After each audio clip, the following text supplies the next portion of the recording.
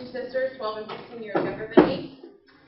And so I had a lot of experience. I had everything that it took to be a really good parent. And I was a really good parent, except that I was broken.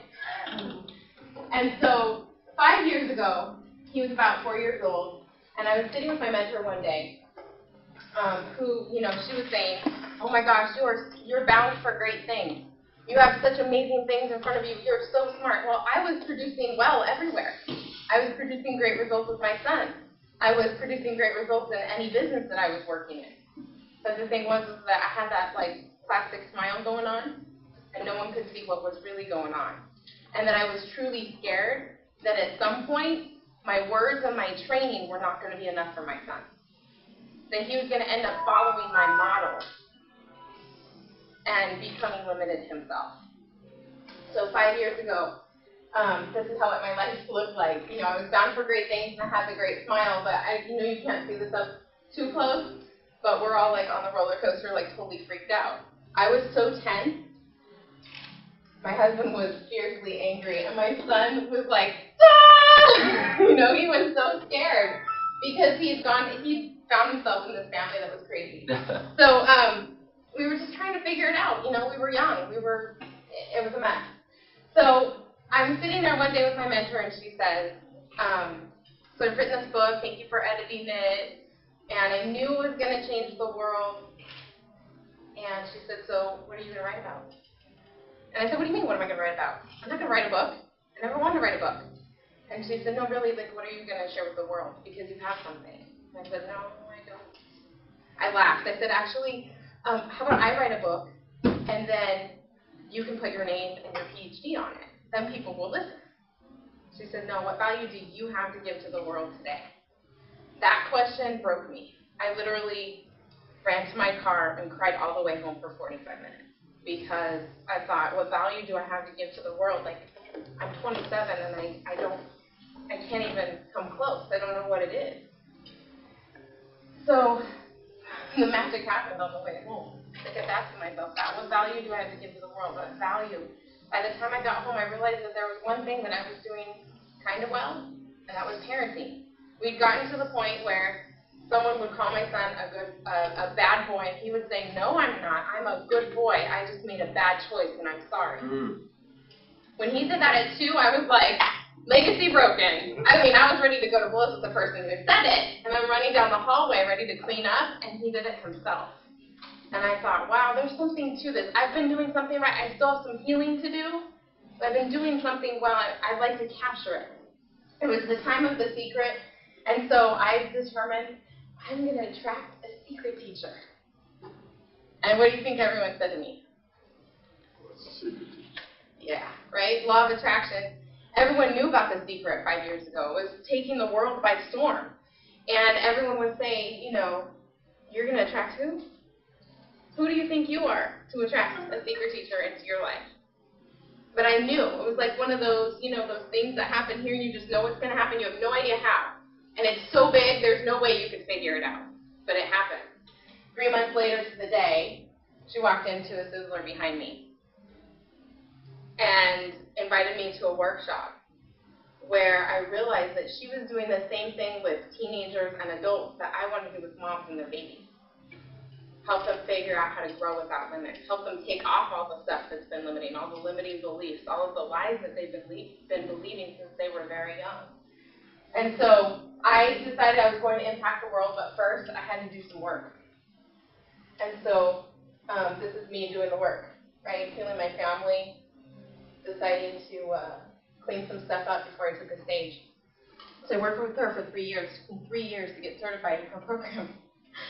It was so painful because I had so much work to do. I couldn't stand up and facilitate transformation for anyone until I'd gotten to a certain point where I could hold that space.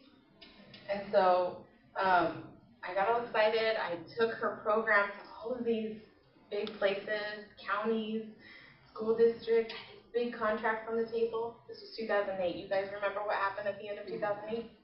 Everything crashed. So I just got cut. They wouldn't even call me back. And so my dream of changing the world with my message came to a crashing halt. But what was funny was I had taken on her message instead of mine. And it was time for mine to be birthed. And so what came out of this was me deciding to create True to Intention, which is the company that I run now. And as soon as I got clear on my intention, my impact, my dream, my why, I really was about helping everyone that I touched become unlimited. It wasn't just my son. It was my husband. It was my clients. I was doing this with all of my students as a teacher, as a writing instructor. This was the feedback that I was getting. So I got clear on my really powerful why, and this is what's happened. So much opportunity showed up. I got to train in a room full of 100 people who were my target market without having to work for it at all. It was handed to me. Now, when I say not work, I had to build a website, the curriculum, the business cards. I do all that in 3 weeks. So there was a lot of work, but the opportunity came. I didn't have to work for the opportunity. It was right there as soon as I got clear.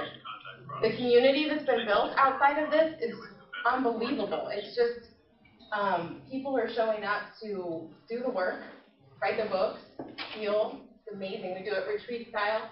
We have part of our program is helping them really launch, so they get to do photo shoots and all of this fun stuff. And, like I said, the transformation that's happened has been remarkable, not just in the business, but in the family. There's also been profit that's been available. I grew my business by 250% in 18 months as soon as I got clear. And then impact. So impact is that word. My impact is expanding, and I'm so grateful. Last March, we had a big event called Dare to Dream. Almost 200 people showed up, 200 plus people, standing room only. Some of you guys were there. It was amazing. And I thought there would be like 50 that would show up, and it was like 200. It was just so huge. So impact.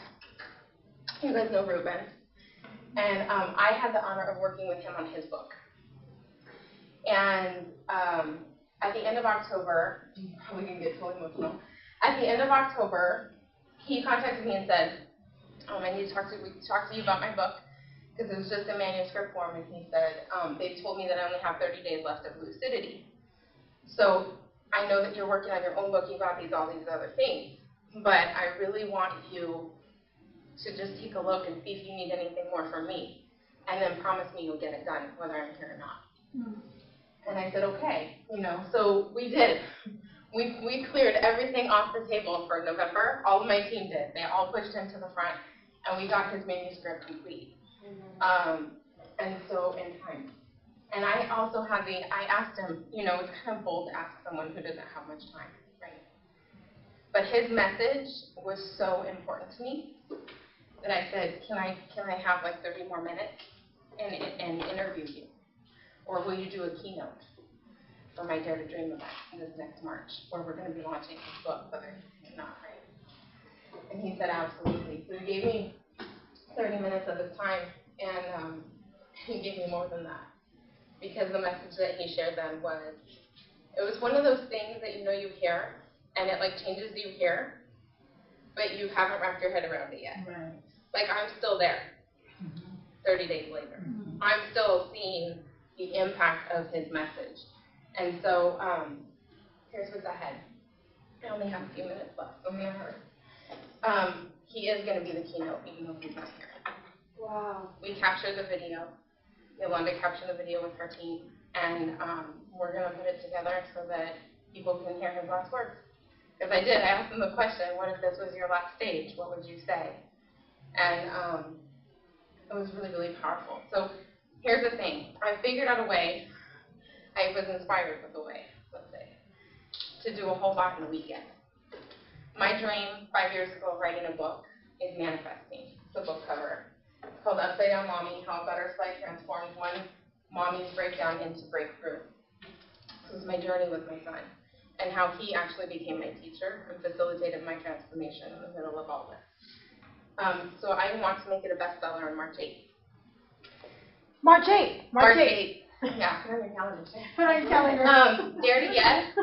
Dare to Yes is a retreat that I do for dreamers. Like people, not necessarily around the book, not necessarily around a message, but they have a dream, they're stuck. Or they have a dream and it's not clear enough to get moving. So we spend 3 days working that out. I bring my team with me, my other messengers, It's phenomenal transformational. We keep it to 40 people so that everyone gets the time that they need. And then the Dare to Dream celebration is where Ruben's going to be speaking, March 10th in the evening. So my invitation is to, my request and my invitation. My request is that you help me hit bestseller so that this message can reach a lot of parents because it is transformational. My life is completely different because of this new approach to parenting. And that you consider sharing the weekend with us. We're going to have the whole community there on March 8th, pushing bestseller. We're going to have the whole community there all weekend, working on dreams. And then we're going to have the whole community there and have too many people there on Sunday night. With the let go, because of the way they begin.